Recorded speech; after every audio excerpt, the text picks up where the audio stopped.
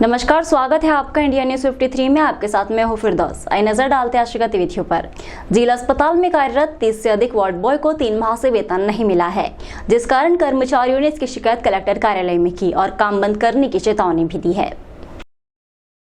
बुरहानपुर शहर में चतुर्थ श्रेणी कर्मचारी जिला चिकित्सालय बुरहानपुर में ठेका पद्धति पर वार्ड बॉय, आयाबाई, चौकीदार, सफाई कर्मी के आदि पदों पर कार्य कर रहे हैं, लेकिन ठेकेदार द्वारा पिछले 3 माह से उन्हें वेतन नहीं दिया गया है। दिसंबर, जनवरी और फरवरी का वेतन उन्हें आज तक नहीं प्राप्त हुआ। इन कर्मचारियों ने पूर्व में भी शिकायत करी है, लेकिन उनके वेतन का भुगतान ठेकेदार द्वारा नहीं किया गया। 3 माह से वेतन नहीं मिलने के कारण इनके परिवार परेशान है।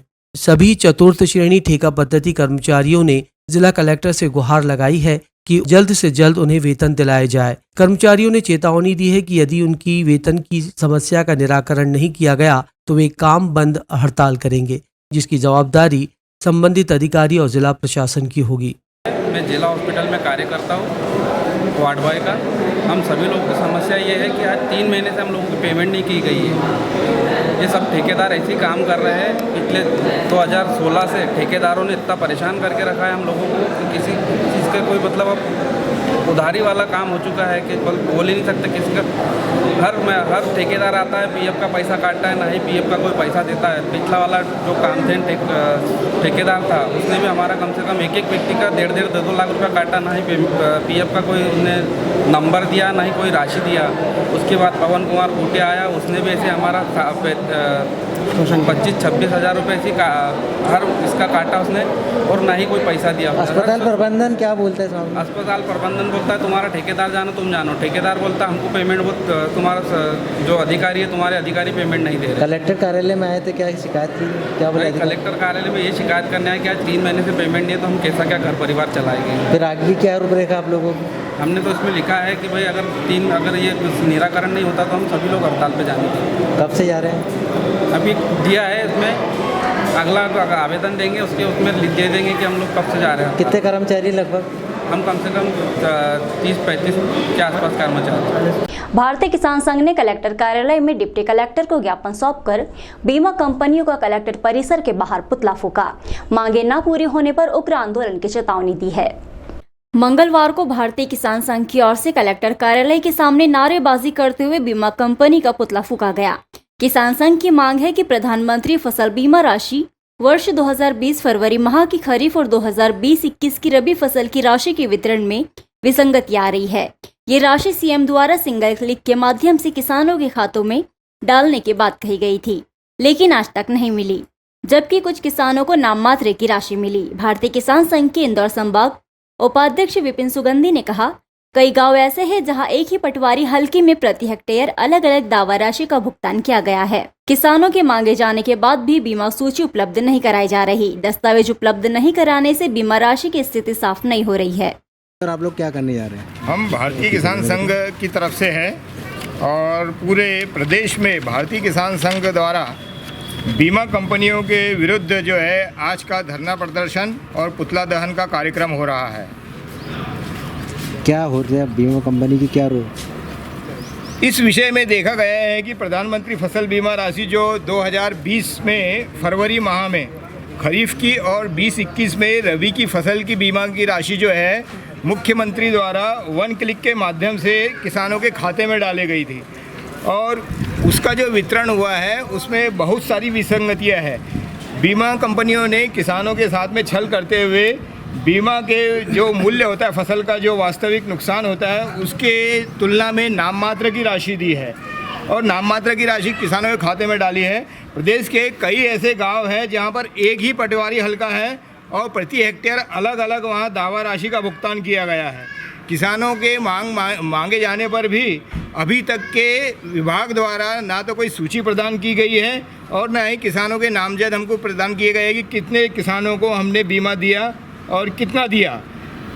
किसी भी ज़िले में जो पटवारी हल्कावार जो बीमा क्लेम संबंधित जानकारी होती है कि थ्रेशोल्ड उपज कितनी हुई और वास्तविक उपज कितनी आई, उपज में कमी कितनी हुई और बीमित किसान कितने थे, बीमित रकबा कितना था और दावा राशि कितनी थी, उसके संबंध में भी कोई भी दस्तावेज हमें अभी तक के नहीं मिले हैं। आज कहाँ पहुँचे और इसलिए आज भारतीय किसान संघ जो है पूरे प्रदेश में जिला मुख्यालयों पर अपना आंदोलन कर रहा है और बीमा कंपनियों का पुतला दहन कर रहा है। 7 दिनों के अंदर यदि निराकरण नहीं होता है तो सभी जिला मुख्यालयों पर डेरा डालो की नीति के अंतर्गत घेरा डालो और डेरा डालो के अंतर्गत हम जिला मुख्यालयों पर ही अपना डेरा डालेंगे। वहीं पर हमारा भोजन अन्न पानी होगा जब तक कि हमारी मांगे और हमारे जो समस्याएं हैं उनका समाधान नहीं हो जाता तब तक के हम डेरा डाले रहेंगे। ग्रामीण क्षेत्रों में संबल योजना का लाभ हितग्राहियों को नहीं मिल रहा है, जिसको लेकर उपभोक्ता फोरम के जिला अध्यक्ष ने एक ज्ञापन डिप्टी कलेक्टर को सौंपकर शासन का ध्यान इस ओर आकर्षित किया है।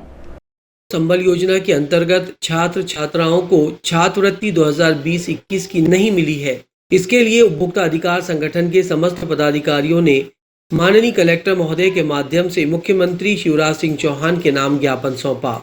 ज्ञापन में संबल योजना में पात्रधारी विद्यार्थियों को जल्द से जल्द छात्रवृत्ति देने की मांग की। उपभोक्ता अधिकार संगठन जिलाध्यक्ष दिनेश मोहन पाटिल ने कहा कि स्कूल तथा कॉलेज में संबल योजना के अंतर्गत विद्यार्थियों को छात्रवृत्ति नहीं मिली है और पालकों से पूरी फीस वसूली गई है। स्कूलों ने कहा कि यदि आप फीस नहीं भरते हो तो आपको जनरल प्रमोशन नहीं मिलेगा, न ही परीक्षा में बैठने दिया जाएगा। जिला उपाध्यक्ष प्रीतम महाजन, जिला सचिव संतोष पाटिल, गोपाल कालेकर, जिला प्रवक्ता ममता कोरी आदि इस मौके पर उपस्थित रहे। हमारी मांग है कि जो शासन द्वारा माननीय मुख्यमंत्री द्वारा जो संबल योजना की मुहिम चलाई जा रही है, जिसमें गरीब बच्चे जो संबल योजना के पात्रधारी हैं उनको कॉलेज और स्कूलों में संबल योजना के अंतर्गत छात्रवृत्ति मिलती है। आज दिनांक तक उनको छात्रवृत्ति नहीं मिल पाई, इसीलिए हम कलेक्टर महोदय के माध्यम से मुख्यमंत्री के नाम ज्ञापन आप दे रहे हैं कि जल्द से जल्द पात्र विद्यार्थियों को 2020 एवं 21 की राशि शीघ्र उनके खाते में ट्रांसफर की जाए। मिशन जल योजना का शुभारंभ करने मुख्यमंत्री शिवराज सिंह चौहान बुरहानपुर पधार रहे हैं, जिसको लेकर ग्राम खड़कोद में अफसर और जनप्रतिनिधि निरीक्षण करने पहुंचे। जल जीवन मिशन के तहत ग्रामीण क्षेत्रों में नल से जल पहुंचाने वाला बुरहानपुर जिला प्रदेश का पहला जिला बन गया है। बुधवार को जिले में आयोजित जल महोत्सव में भाग लेने के लिए प्रदेश के मुख्यमंत्री शिवराज सिंह चौहान बुरहानपुर के खड़कोद आएंगे। मंगलवार को कलेक्टर प्रवीण सिंह, एसपी राहुल कुमार लोधा सहित प्रशासनिक अमले ने भाजपा के जनप्रतिनिधियों के साथ सभा स्थल खड़कोद पहुंचकर तैयारियों का जायजा लिया। इस दौरान सुरक्षा व्यवस्था को लेकर अधिकारियों ने तैयारियां देखी, वहीं खामियां मिलने पर जल्द ही सुधारने के निर्देश भी दिए। गिट्टी खदान को लेकर किसान और उसका पुत्र एक लंबे समय से शिकायतें कर रहा है, लेकिन माइनिंग अधिकारी खदान मालिक की मिलीभगत के चलते उनके खेत के पास से गिट्टी खदान नहीं हटाई जा रही। ये आरोप किसान ने लगाए है। घनश्याम पिता संतोष चंद्राकर निवासी खड़कोद का कहना है कि वे लगातार कई सालों से अपने खेत के पास दली गिट्टी खदान का विरोध कर रहे हैं। दरअसल गिट्टी खदान में ब्लास्टिंग होती है, जिस कारण धूल मिट्टी उड़ रही है और ये धूल मिट्टी उसकी फसलों पर जम रही है, जिस कारण फसलों का विकास नहीं हो रहा और फसलें खत्म हो रही है। कई बार माइनिंग अधिकारी जनसुनवाई में शिकायतें की जा चुकी है, लेकिन कोई सुनवाई नहीं हो रही। किसान धनराज का कहना है कि माइनिंग अधिकारी और गिट्टी खदान के संचालक आपसी में मिलीभगत के चलते उनकी समस्या नहीं सुनी जा रही। पिछली जनसुनवाई में भी आए थे, लेकिन अधिकारी गिट्टी खदान पर बैठकर वहीं से नाश्ता पानी करके चले गए। हमारे खेत में आने में उन्हें घंटों लगते हैं और जनसुनवाई में लिखकर दे देते हैं कि मामले का निराकरण हो गया है। किसान ने मांग की है कि तुरंत गिट्टी खदान के संचालक पर कार्रवाई की जाए। पूर्व में भी किसान ने आत्मदाह की चेतावनी दी थी, लेकिन प्रशासन ने उसके बावजूद भी किसान की समस्याएं नहीं सुनी। वही माइनिंग अधिकारी से गंभीरता से नहीं ले रही है। धनराज संतोष उर्फा चंदन।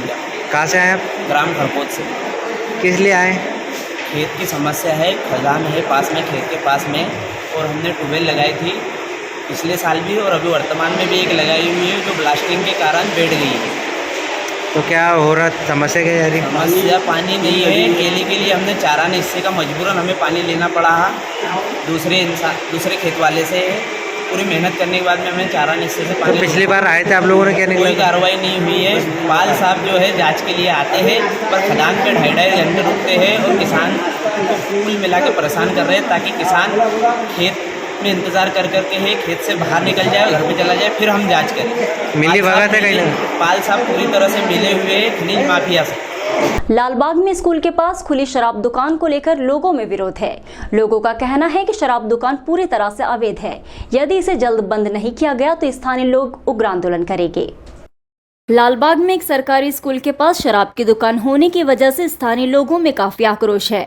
इसको लेकर स्थानीय लोगों ने जनसुनवाई में डिप्टी कलेक्टर को ज्ञापन सौंपकर मांग की है कि जो शराब की दुकान है उसे तत्काल हटाया जाए। प्रियंका ठाकुर ने बताया कि शराब की दुकान संचालित हो रही है, जिस कारण छोटे छोटे बच्चों पर इसका विपरीत प्रभाव पड़ रहा है।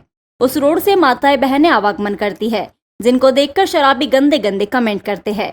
यदि जल्द से जल्द शराब की दुकान नहीं हटाई गई तो जिस तरह से पूर्व मुख्यमंत्री उमा भारती ने शराब की दुकान पर पत्थर मारकर दुकान का विरोध किया था, उसी प्रकार हम भी दुकान पर पत्थर मारकर दुकान बंद करवाएंगे।